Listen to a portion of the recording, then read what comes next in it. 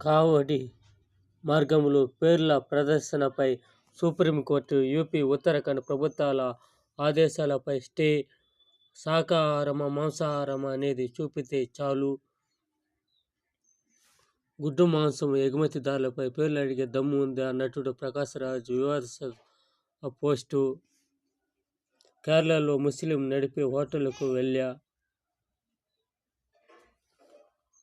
పేరడిగితే ఎందుకు ఈ విధంగా కొంతమంది దుర్మార్గులు ఈ విధంగా చేస్తూ ఉంటారు. పేర్లు అంటే భారత మాత అని పేరు ఉంది, దానికేమి బాధ?